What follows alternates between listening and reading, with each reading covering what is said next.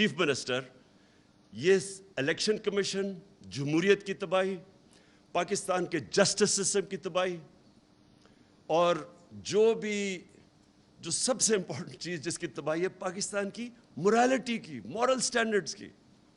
دیکھیں مورالٹی کے اوپر کھڑا ہوتا ہے ملک.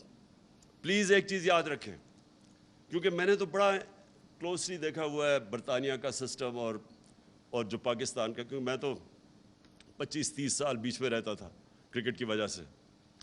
دیکھیں جو ملک کھڑا ہوتا ہے نا، وہ کھڑا ہی ہوتا ہے ایک چیز پہ، مورل ویلیوز پہ. نبی صلی اللہ علیہ وسلم نے جو مدینہ کی ریاست سیٹ اپ کی تھی، میں اس لیے لوگوں کو بار بار سمجھاتا ہوں کہ ہمارا جو ماڈل ہے وہ دنیا نے اڈاپٹ کیا ہوا ہے مدینہ کی ریاست کا. میں نے مدینہ کی ریاست کی اس لیے بات کرتا ہوں کہ وہ اصول جو انہوں نے سیٹ اپ کیے تھے مدینہ میں، وہ جو کامیاب ویسٹرن ڈیموکریسی ہے اس میں وہ اصول اڈاپٹ کیے ہوئے ہیں. جو امر بالمعروف ہے، اللہ کا حکم ہے کہ اچھائی کے ساتھ کھڑی ہو، وہ کیا ہے کہ معاشرہ برائی کو فائٹ کرتا ہے. اب آپ کے سامنے یہ تماشا ہو گیا ہے کہ ان چوروں کو اوپر بٹھا دیا ہے. یہ معاشرے کے اوپر اللہ نے فرض کیا ہوا کہ آپ نے اس کے خلاف کھڑے ہونا ہے. یہ معاشرے کی ذمہ داری ہے، یہ عمران خان کی اکیلے کی ذمہ داری نہیں ہے، یہ میری پارٹی کی ذمہ داری نہیں ہے، یہ قوم کی ذمہ داری ہے. اللہ کا حکم ہے امر بالمعروف، سچائی اور حق کے ساتھ کھڑے ہو، برائی کے خلاف کھڑے ہو. اللہ نے آپ کو نیوٹرل رہنا کی اجازت نہیں دی، کوئی اجازت نہیں دی اس نے کہا سائیڈز لو. اور معاشرے کی جو بنیاد ہے وہ مورل سٹینڈرڈز پہ کھڑی ہوتی ہے.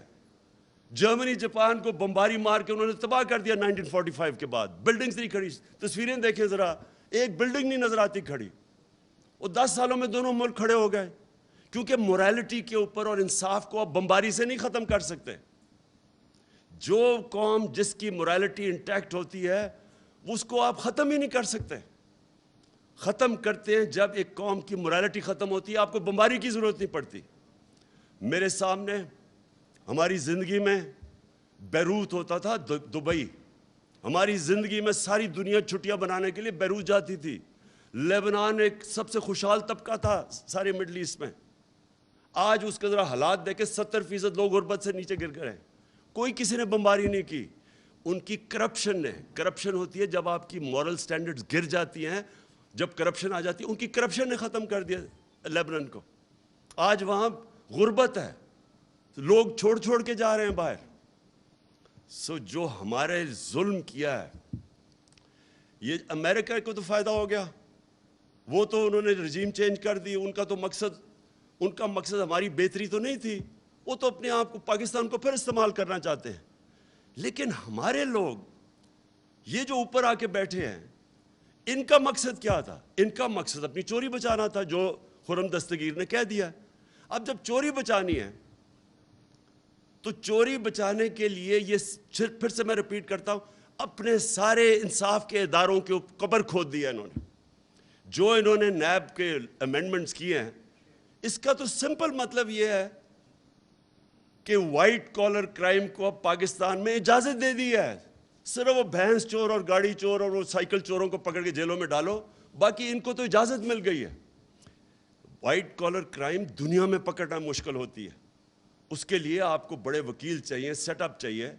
تو وہ بڑی مشکل سے نیب بنی تھی، نیب نے اچھے برے کام کیے، وہ کئی دفعہ ان کو اجازت دی گئی. ہمارے دور میں اجازت دی نیب کو.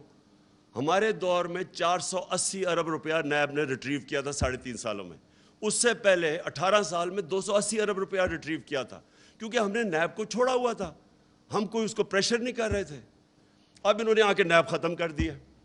اس انٹیریئر ثناء اللہ کے نیچے جب نیب ہوئے گی، آپ خود ہی اندازہ لگائیں کہ وہ نیب نے کیا کرنا ہے. اب وہ صرف وکٹمائز کریں گے، لوگوں کو تنگ کرے گی، استعمال کریں گے، ایف آئی اے کو استعمال کریں گے کیسز بنانے کے لیے.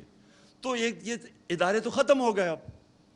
لیکن جو سب سے امپورٹنٹ چیز یہ، میں پھر سے ریپیٹ کرتا ہوں، انہوں نے اس ملک کی اخلاقیات کے اوپر جو ظلم کیا ہے، ان چوروں کو اوپر بٹھا کے، اور ان چوروں کو اپنی چوری بچانے کے لیے، اب این آر او لینے کے لیے، اب یہ جو کریں گے ملک کے ساتھ، میں آپ کو یقین دلاتا ہوں پاکستان کو کسی بیرونی دشمن کی ضرورت نہیں ہے.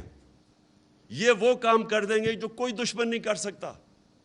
یہ اندر سے ملک کو تباہ کریں گے. اور آپ کے سامنے ہے کہ ایک چلتی ہوئی, ابھی شوکت ترین نے آپ کو فگرز دکھا دی کہ ہر چیز پازیٹیو تھی پاکستان کی. انڈسٹریل گروتھ پازیٹیو تھی, ایگریکلچر, وہ بھی جمشید چیبہ نے نہیں بتایا, وہ بتانا تھا کہ ایگریکلچر گروتھ اوپر جا رہی تھی. ہر indicator, services industry, IT کے اندر ہم نے چینجز لے کے آئے تھے. پاکستان کی ایکسپورٹ جو اصل چیز ہے جس سے ملک اوپر جاتا ہے, ایکسپورٹس اوپر جا رہی تھی. اوورسیز پاکستانی نے کانفیڈنس تھا پاکستان میں, ریمیٹنسز ریکارڈ بھیج رہے تھے. اور وہ ٹائم جو کہ سب سے مشکل ٹائم تھا, پہلے بینکرپٹ اکانومی, اس کو سٹیبلائز کرنا, پھر کرونا آ گیا, پھر کموڈیٹی سپر سائیکل آ گیا, اس سارے میں سے نیویگیٹ کر کے ملک کو نکال رہے تھے.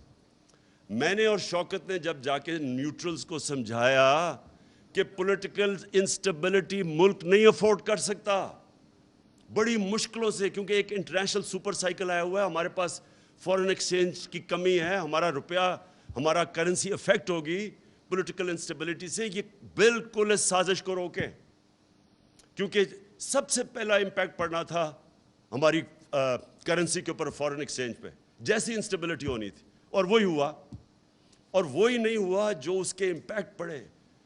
اور یہ جو 3 سال سے لگے ہوئے تھے, مہنگائی اور نااہل ہیں, ہمیں پوری طرح پتا تھا کہ ان کو نہ سمجھ تھی اکانومی کی, کیونکہ اگر کرتے تو 10 سال جو پہلے انہوں نے کیا تھا, ہمیں تو پتا تھا کیا کرنا ہے. ان کی کوئی تیاری نہیں تھی, صرف ایک تیاری تھی کہ این آر او انہوں نے لینا تھا. اس کے اندر آپ کے سامنے ساری آج اکانومی نیچے جا رہی ہے, پاکستان ڈی سٹیبلائز ہوا ہے. عام لوگوں کے لیے مہنگائی وہ ہوئی ہے ان کے 2 مہینے میں جو ہمارے 3.5 سال میں اس طرح کی مہنگائی نہیں ہوئی. ہمارے اوپر بھی کموڈیٹی سپر سائیکل تھا, ہم نے بھی ڈیل کرنا تھا کرونا کے ساتھ, ہم بھی آئی ایم ایف پروگرام میں تھے, تو ہم تو 2.5 سال سے آئی ایم ایف پروگرام میں ہیں, ہم نے کیوں نہیں ایسی مہنگائی کی. انہوں نے آتے ساتھ ہی سارا کچھ یا ہمارے پہ ڈال رہے ہیں یا آئی ایم ایف پہ ڈال رہے ہیں, کیونکہ ان کی سوچ ہی صرف اپنی ذات کے اوپر تھی.